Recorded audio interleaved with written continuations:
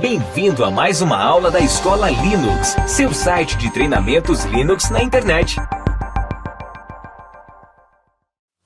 Olá, seja bem-vindo ao nosso curso Linux Essentials, um preparatório para a prova da LPI, a C101, entre outros, lógico, a ideia não é só que seja só um preparatório, mas também um curso para que você possa ter um embasamento para trabalhar até mesmo como administrador de servidores, ok? Meu nome é Atos e esse curso nosso foi baseado no livro Linux Guia do Administrador de Sistema, segunda edição. Também foi baseado no meu livro Administrando Servidores Linux e em mais alguns livros, lógico, e mais conhecimentos que a gente tem aí durante o tempo.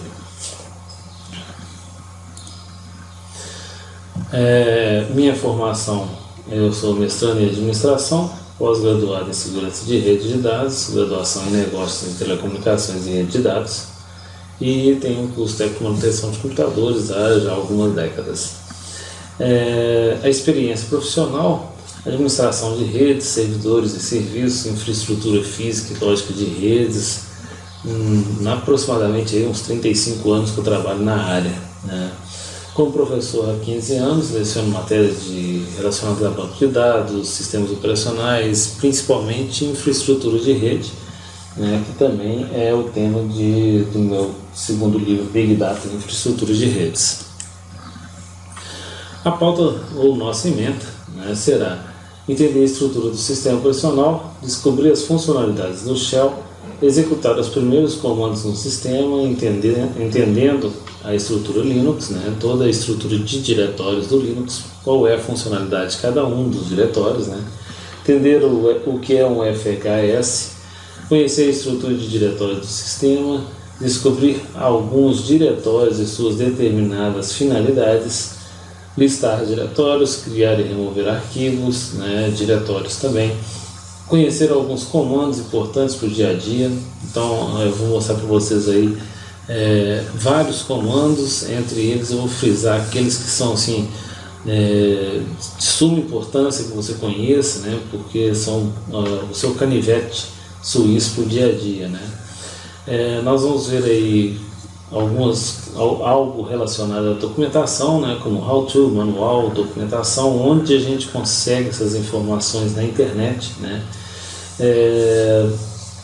descobrir aonde podemos buscar documentação, apresentar o controle de usuários, entender o funcionamento do terminal, conhecer alguns tipos de shell, personalizar o shell, localizar os arquivos de configurações relacionados ao shell, entender como é feito o gerenciamento de processos no Linux, entender o funcionamento do /dev, diferenças entre o devfs e o udev, que são dois detalhes aí que nós vamos ver por que há uma diferença, compreender o processo de montagem de um dispositivo, e os conceitos disso, testar alguns dispositivos presentes /dev, e para que a gente possa montar essa estrutura, fazer esse laboratório juntos, eu gostaria que você tivesse uma máquina virtual com 8 GB, pelo menos 2 MB de RAM,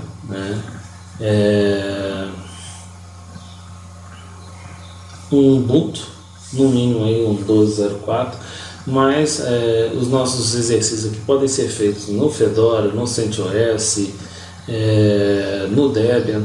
Então assim, são poucos os ajustes que tem que ser feitos, mas você vai ver uma pequena diferença entre um e outro, mas é possível fazer também em outras plataformas. A literatura seguida é essa, o Linux Guia do Administrador e também o Administrando Servidores Linux, são as duas documentações. Bom, na questão de entender a estrutura, aí, pelo menos assim, o básico, nós temos um empilhamento conceitual no Linux, que é, primeiro, o hardware. Nós precisamos de ter um servidor, lógico, uma máquina, que seja um desktop também. Em cima desse hardware, né, que é o seu processador, o seu HD, né, as suas unidades de entrada e saída, tudo entendido como hardware. Logo após, você tem aí o kernel do Linux, que é o controlador, né, aquele que vai pegar o seu pedido, passar para o hardware, trazer a resposta e te entregar. Como que ele pega isso? Ele pega através do sistema operacional. O Linux, né, no nosso caso aqui, o shell, ele vai pegar o seu pedido e passar para o kernel. O kernel traduz isso para a forma como o hardware entende, passa para ele, o hardware, recebe a resposta, faz a interpretação de novo para que o sistema operacional possa entender e passa a ele. Essa TT1 até TTY1, né, até TTY7 são as Alt F1, né? Quando você pressiona Alt F1, Alt F2, Alt F3, Alt F4 até Alt F6, eles estão ativos para que sejam terminais distintos. Então você pode logar em cada um. O que é o logar? Você entrar com o seu usuário e senha, e você pode disparar programas distintos em cada um dessas TTY, né? Então é como se você tivesse aí da TTY1 até TTY6 6 máquinas diferentes, porque você pode simultaneamente, né, disparar comandos, executar comandos, programas em cada um desses. A TTY7 ela hoje é reservada para o ambiente gráfico, por isso nós temos aí o GDM em cima dele, que é o administrador da área gráfica, né, do desktop.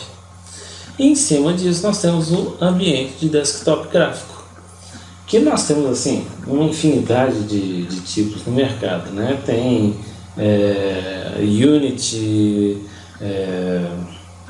KDE e assim vai, né? Esses são os dois mais conhecidos, mas nós temos vários outros interpretadores aí, gráficos, né, para você poder trabalhar.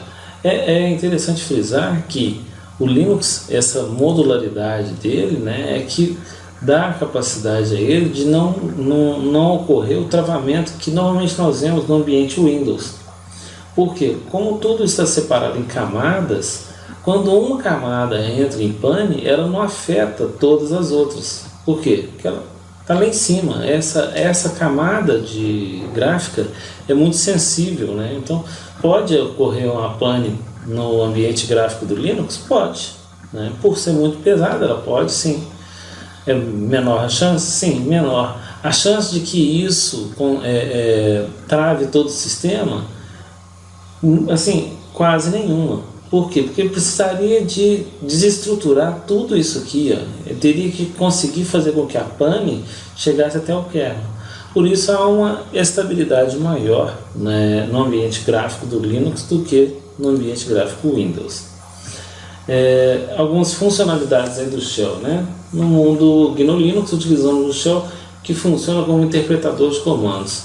Para quem conhece aí, né, se você está mais familiarizado, você tem o interpretador no DOS, no Windows, né, era o Command, hoje o CMD. Então você tem uma camada que faz a interpretação do que a sua aplicação está pedindo, né, e repassa isso para o kernel. O Shell é essa camada aí que vai fazer essa interface entre o pedido do seu aplicativo e o kernel. Ele, para você ter uma ideia, né, essa interface Shell é hoje uma linguagem de programação muito poderosa. Hoje ele tem o nome de Bash, né? Antes ele era um SH e hoje ele é um BASH. Ele tem assim uma infinidade de recursos que você encontra em linguagens aí de alto nível, tá? O Shell é a interface entre o usuário e o kernel, né, como eu tinha falado. O kernel é a parte mais próxima, também a gente já tinha visto aí no slide anterior. O que é esse terminal virtual que está falando? Terminal virtual são aqueles TTY que nós vimos lá, né, do Alt F1 ao Alt F6. Né? Então, na console, quando eu estou de frente para o meu servidor, eu consigo, né, ter 6 máquinas virtuais e mais o Alt F7, que é o ambiente gráfico. Para eu sair dele e voltar para as outras, eu dou um Ctrl Alt F1, por exemplo, eu volto para o ambiente caractere, né? É possível ter mais? Sim, até o Alt F12. Se você quiser, você pode até desativar o Alt F7 para ser específico do GDM e ele se tornar um outro terminal virtual como os demais, né? Então aí eu teria do Alt F1 até o Alt F12 para disparar comandos no prompt simultaneamente, né? Como se eu tivesse 12 máquinas, tá? Então essa daí são os terminais virtuais que a gente tem na console. Quando você está no seu equipamento, ele não tem esse recurso normalmente, vai depender do emulador de terminal que você está usando. Hoje o mais comum são as conexões utilizando o protocolo SSH, né? Esse protocolo é um protocolo que usa criptografia, né? Então ele embaralha os dados para que ninguém possa lê-los, né? Aumentando assim a segurança do seu dado tramitado. Antes era utilizado o Telnet, mas o Telnet não tem essa capacidade de criptografar, então por isso o ideal é que você utilize aí um SSH. Outras formas de acessar os servidores, né, remotamente é o RDesktop, muito utilizado em servidores Windows, né, mas também pode ser utilizado no Linux. O VNC, que é uma ferramenta tipo o RDesktop, ou seja, ele me permite que eu conecte numa máquina Windows remotamente e compartilhe ou não, né, o ambiente gráfico dessa máquina. Ele também pode ser usado no Linux, eu também posso compartilhar um ambiente gráfico. Bom, alguns comandos aí básicos, né, que nós temos aí logo para inicializar, né, que nós vamos ver na prática no prompt, são os comandos de logon, né, onde a primeira coisa que você deve fazer é informar o seu usuário e senha, né? Então a forma como você entra dentro do prompt, né, que você vai para o prompt, tem que ser autenticado antes. Nós temos o histórico de comando que mostra para a gente aí quais foram os comandos que você digitou. O history é o comando que faz isso.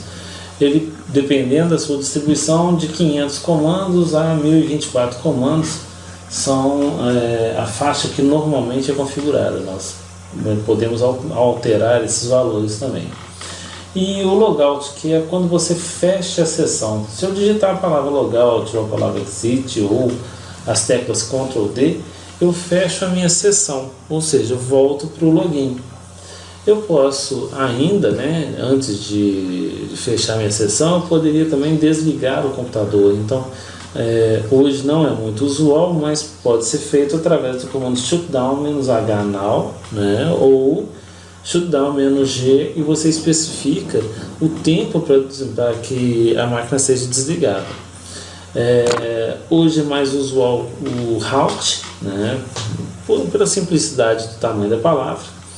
E a funcionalidade que o shutdown tem era informar a todos que a máquina está sendo desligada. Mas como hoje a prática normal não é mais o acesso via SSH, e sim normalmente o acesso via browser, ele não consegue enviar a mensagem para o browser. Então acabou assim essa necessidade de utilizar o shutdown para avisar os usuários que a máquina está sendo desligada. Então, por isso acabou se utilizando com mais frequência agora o halt. E o reboot, que é a forma de você reinicializar a máquina, né? Só que avisando ao sistema operacional que ele está sendo reinicializado. É a forma segura de se fazer isso, né? Ao invés de pressionar a tecla reset. Nós temos aí também algumas teclas, né? Eu sempre gosto de falar disso porque quando tem alguém verificando ou mesmo vendo a sua performance digitando, é muito comum a pessoa perceber, né? Se você utiliza as teclas de atalho, né, quer dizer que acaba dando a impressão de que você tem um domínio maior do sistema operacional, mesmo que você só conheça as teclas de atalho, né? Mas de qualquer forma é interessante que você conheça algumas teclas. por exemplo, de baixo para cima, ali nós temos o Ctrl R. O Ctrl R ele faz uma pesquisa. Então, os últimos comandos que você digitou, né, se você pressionar Ctrl R, ele abre uma pergunta na tela, né, pedindo o reverse. À medida que você vai digitando, ele vai pesquisando de trás para frente na listagem, né, o comando que você quer. E isso simplifica aí, você não tem que sair digitando praticamente assim. É possível, né, você colocar comandos com 256 caracteres. Imagina você ter que repetir isso tudo. Então, você pode utilizar o Ctrl R para fazer essa pesquisa para trás. Você pode usar também a seta para cima e para baixo, né? A combinação de ESC, seta para a esquerda, ele faz com que você salte palavras para trás. ESC, seta para a direita, salte palavras para frente. ESC, backspace, apaga uma palavra no prompt, né? Então, essas aí são coisas interessantes. Ao invés de você digitar logout ou exit, fica mais profissional, né? Se mostra mais confortável no teclado quando você faz um Ctrl D, né? O pessoal observa isso. E há outros aí menos usuais também, mas que a gente acaba utilizando bastante, né? Bom, então nós vimos aí nessa primeira parte, né, entender a estrutura do sistema operacional, descobrir as funcionalidades do shell e executar os primeiros comandos do sistema. Nós vamos ver então agora o uso desses comandos, né, de alguns comandos no prompt, para a gente começar a ter uma interação, ok? Vou usar para isso a última versão do Linux, do Ubuntu, né, Ubuntu Linux, que no momento é a 14.04, tá? Então, só um instante que eu estarei passando para o prompt da nossa máquina virtual. Vamos iniciar então a nossa aula prática, ok? Nessa primeira parte, como nós vimos nos slides, estaremos vendo aí os primeiros passos, né, os primeiros comandos que a gente faz. Bom, primeiramente logon, né? Eu posso, para que eu consiga fazer qualquer comando no Linux, é necessário que eu tenha autorização para isso. Eu posso utilizar o usuário root, nós vamos ver, é um usuário com maior poder no sistema, né? Ou poderia utilizar um usuário mais simples, né? Um usuário comum, não um usuário administrativo. Você observa ali que nós temos uma cerquilha, né? Ou tramela, joguinho da velha, cada um chama de uma forma, né?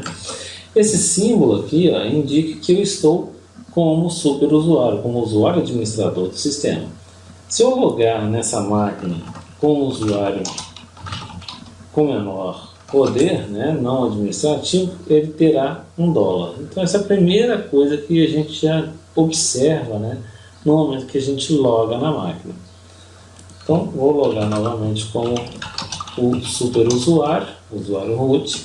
Nós vamos ver aqui que existe uma série aí de comandos, de arquivos, né, no nosso prompt, né. Bom, esse é o shell que a gente tinha falado, né. Então aqui, ó, onde está o bash, né, é o interpretador de comandos. Tudo que eu digito aqui é passado para ele para que ele possa tomar qualquer providência, né.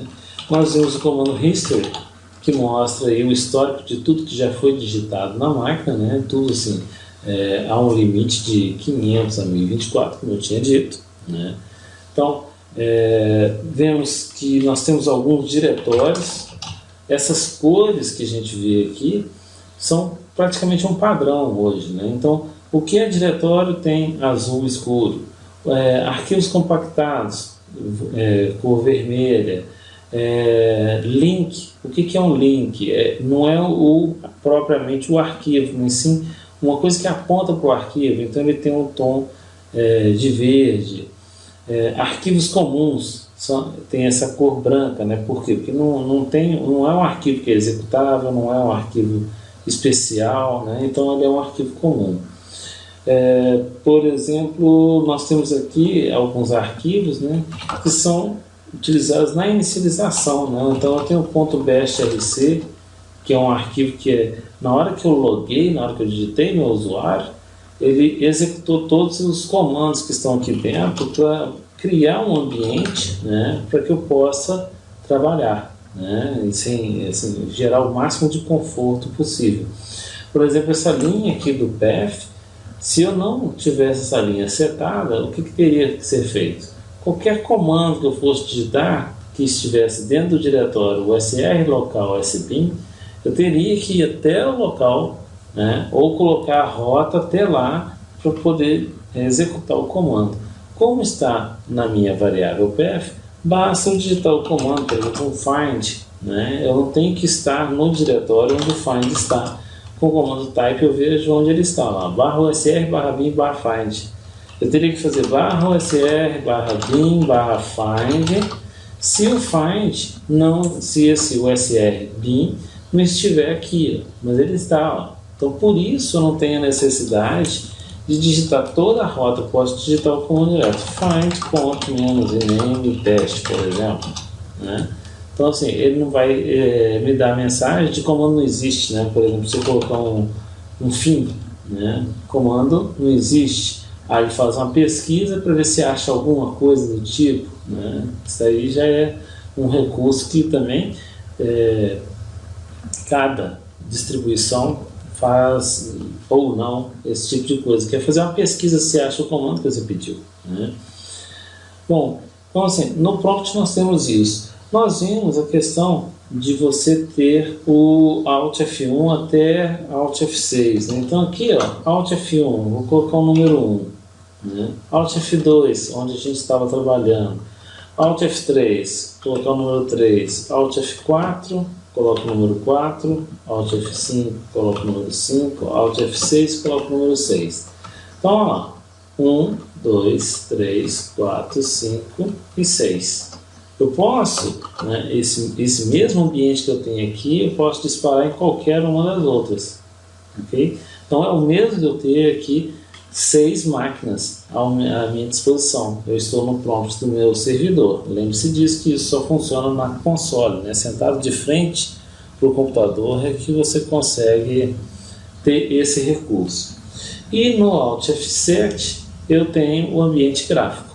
Tá? Então aí também vai depender de distribuição por distribuição, como eu falei, cada um, né, utiliza um ambiente gráfico diferente, né? Diferente assim, de preferência, né? Porque pode ser igual com o outro, lógico, né? Eu tenho KDE, o KDE pode ser utilizado no Ubuntu, no Debian, no Fedora e assim vai, né?